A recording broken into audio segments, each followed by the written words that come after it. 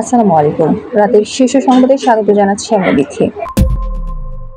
উপাচার্য ও প্রক্টর সহ ঢাবি প্রশাসন জামায়াতের এজেন্ডা বাস্তবায়ন করাচ্ছেন ছাত্রদল সভাপতি। বাগেরহাটে অসহায় ভ্যান চালকের পরিবারের পাশে তারেক রহমান। ব্যালটে আগে থেকেই সাদিক কায়েম ও ফরহাদের পক্ষে ভোটের অভিযোগ।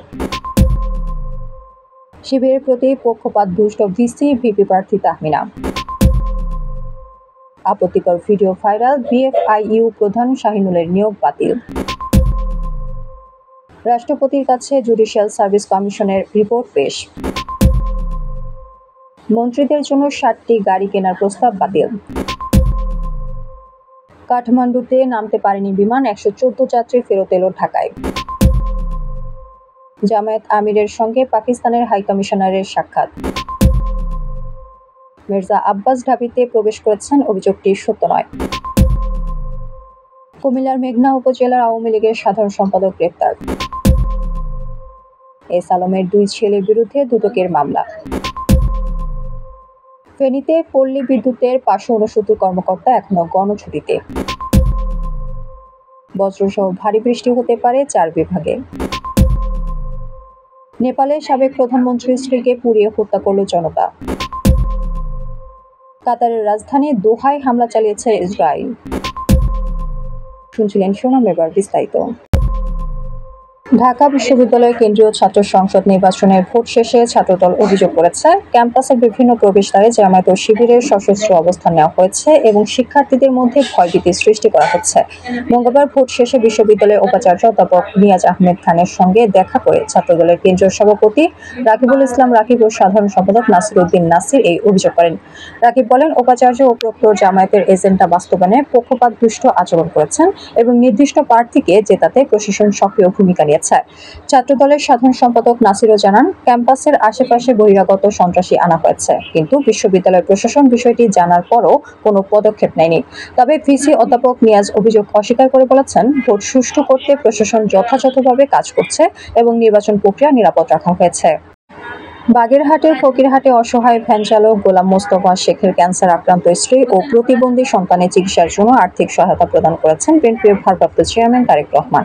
মঙ্গলবার 9 সেপ্টেম্বর দুপুরে আমরা বিএনপি পরিবারের আহ্বায়ক আতিকুর রহমান রুমনের নেতৃত্বে একটি প্রতিনিধি দল উপজেলার ভট্টখামার এলাকায় ওই ভ্যান চালকের বাড়িতে যায়। প্রতিনিধি দলটি অসহায় পরিবারটির সার্বিক খোঁজ খবর নেয় এবং তারেক রহমানের পক্ষ থেকে পাঠানো নগদ 2,50,000 টাকা প্রদান করে। ডাকসু নির্বাচনে টিএসসির কেন্দ্রে ফুলব্যাক ক্লজ দেওয়া ব্যালট দেওয়ার অভিযোগ তুলেছেন উমামা ফাতেমার স্বতন্ত্র শিক্ষার্থী ঐক্য প্যানেলের কেরিয়ার উন্নয়ন সম্পাদক প্রার্থী রূপায়া শ্রেষ্ঠা তঞ্জঙ্গা। তার অভিযোগ, ভোটার ভোট দিতে গিয়ে দেখেন আগেই পেপারে সাদিক কায়েম ও এস এম ফরহাদের ব্যালটে ক্রস, আর তাতে রীতিমতো চাঞ্চল্য সৃষ্টি হয়েছে ঢাবি ক্যাম্পাসে। মঙ্গলবার ভোট চলাকালে সকাল 10:30টার দিকে এই ঘটনা ঘটে। ওই প্রার্থীর অভিযোগ, তার পরিচিত ভোটার লাবু রাখাইন বুথে গিয়ে ভোট দিতে গিয়ে দেখেন সেখানে পূর্বে সাদিক কায়েম এবং এস এম ফরহাদের পক্ষে ক্রস দেওয়া হয়ে গেছে। তিনি জানান, টিএসসি ভোট কেন্দ্রের টেবিল নাম্বার 1-এ এই ঘটনা ঘটেছে। কারচুপির অভিযোগ এনে ডাকসু নির্বাচন বর্জনের ঘোষণা দিয়েছেন তাহমিনা আক্তার নামে এক স্বতন্ত্র সহসভাপতি প্রার্থী। মঙ্গলবার বিকেলে টিএসসিতে তিনি সাংবাদিকদের বলেন, ভোট কেন্দ্রে ভোট কারচুপি ও দখলদারি হয়েছে। অভিযোগ করে তাহমিনা আক্তার বলেন, আগে থেকে ইসলামী ছাত্র শিবিরের প্রার্থীর পক্ষে পূরণ করা ব্যালট দিয়ে এবং বিভিন্ন কৌশলে জালিয়াতি করে তাদের প্রার্থীকে জিতিয়ে দেওয়ার জন্য প্রহসনের ভোট গ্রহণ হয়েছে।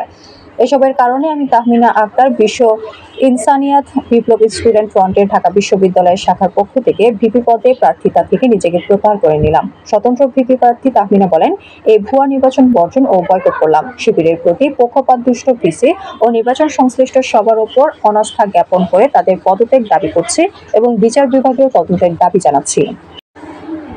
আর্থিক গোয়েন্দা সংস্থা বাংলাদেশ ফাইন্যান্সিয়াল ইন্টেলিজেন্স ইউনিটের প্রধান এএফএম শাহিনুল ইসলামের নিয়োগ বাতিল করা হয়েছে। সামাজিক যোগাযোগ মাধ্যমে বিতর্কিত ভিডিও ছড়িয়ে পড়ার জেরে তাকে দায়িত্ব থেকে সরিয়ে দেওয়া হয়। মঙ্গলবার তার নিয়োগের অবশিষ্ট মেয়াদ বাতিল করে প্রজ্ঞাপন জারি করেছে অর্থ মন্ত্রণালয়ের আর্থিক প্রতিষ্ঠান বিভাগ। প্রজ্ঞাপনে বলা হয়, এএফএম শাহিনুল ইসলামের সঙ্গে সরকারের সম্পাদিত চুক্তিপত্রের অনুচ্ছেদ 7 অনুযায়ী বিএফআইইউ এর প্রধান কর্মকর্তার পদে চুক্তিভিত্তিক নিয়োগের অবশিষ্ট মেয়াদ বাতিল করা হলো। জনস্বার্থে এই আদেশ অবিলম্বে কার্যকর হবে।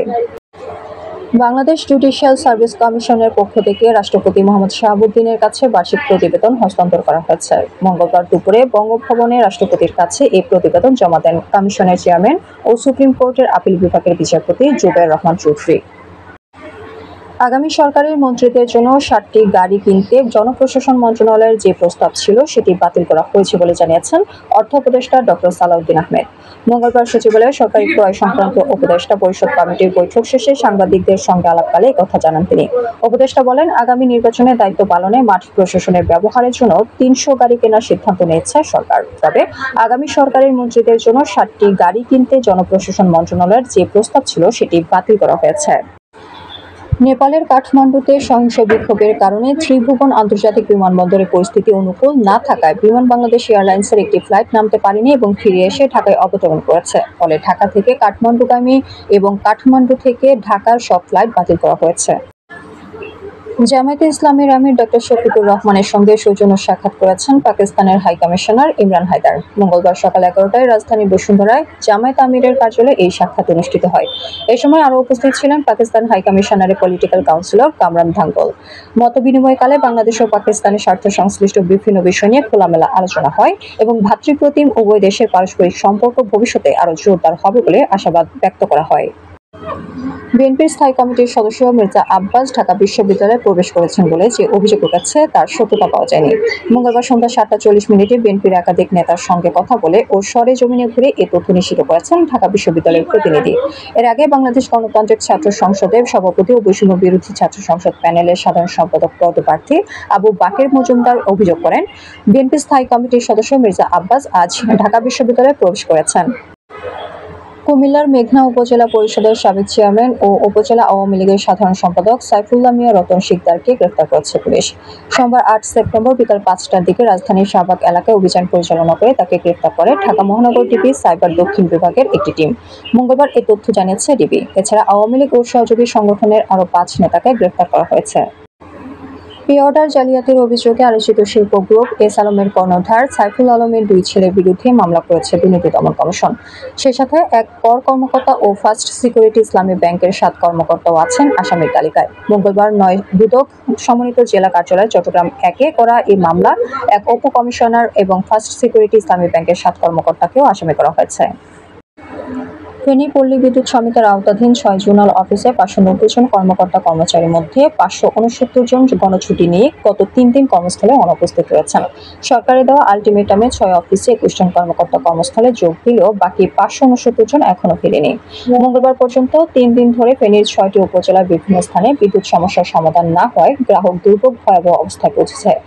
পল্লী বিদ্যুৎ অফিস ও সংশ্লিষ্ট সূত্রে জানা গেছে, দীর্ঘদিন ধরে আরইবি ও পিডিবি সহ বিদ্যুৎ বিভাগের কর্মকর্তা কর্মচারীদের মধ্যে চাকরি বিধিমালা ও সুযোগ সুবিধার বৈষম্য নিয়ে চলমান জাতীয় পর্যায়ের আন্দোলনের অংশ হিসেবে গণছুটির ঘটনা ঘটে। বজ্রসহ ভারী বৃষ্টি হতে পারে দেশের 4টি বিভাগে, অন্যত্র হতে পারে হালকা থেকে মাঝারি ধরনের বৃষ্টি। মঙ্গলবার এমন পূর্বাভাস দিয়েছে আবহাওয়া অফিস। আবহাওয়াবিদ AK-M নাজমুল হক জানিয়েছেন, মৌসুমী বায়ুর অক্ষের বর্ধিতাংশ রাজস্থান, উত্তরপ্রদেশ, মধ্যপ্রদেশ, বিহার, পশ্চিমবঙ্গ ও বাংলাদেশের মধ্যাঞ্চল হয়ে আসাম পর্যন্ত বিস্তৃত রয়েছে। এর একটি বর্ধিতাংশ উত্তর বঙ্গোপসাগর পর্যন্ত বিস্তৃত। মৌসুমী বায়ু বাংলাদেশের ওপর কম সক্রিয় ও উত্তর বঙ্গোপসাগরে মাঝারি অবস্থায় রয়েছে। বুধবার সকাল পর্যন্ত দেওয়া পূর্বাভাসে বলা হয়েছে, রংপুর, ময়মনসিংহ, চট্টগ্রাম ও সিলেট বিভাগের অনেক জায়গায়, রাজশাহী ও ঢাকা বিভাগের কিছু কিছু জায়গায় এবং খুলনা ও বরিশাল বিভাগের 2-1 জায়গায় অস্থায়ীভাবে দমকা হাওয়া সহ হালকা থেকে মাঝারি ধরনের বৃষ্টি হতে পারে। সেই সঙ্গে সারা দেশের কোথাও কোথাও মাঝারি ধরনের ভারী বর্ষণ হতে পারে। সারা দেশে দিন ও রাতের তাপমাত্রা প্রায় অপরিবর্তিত থাকতে পারে। কাঠমান্ডুতে চলমান সহিংস বিক্ষোভ আরও ভয়াবহ রূপ নিয়েছে। মঙ্গলবার স্থানীয় সময়ে রাজধানীর দুল্লু এলাকায় সাবেক প্রধানমন্ত্রী ঝলানাথ কলানের বাড়িতে আগুন ধরিয়ে দিলে তার স্ত্রী রাজ্যলক্ষ্মী চিত্রকর প্রাণ হারান।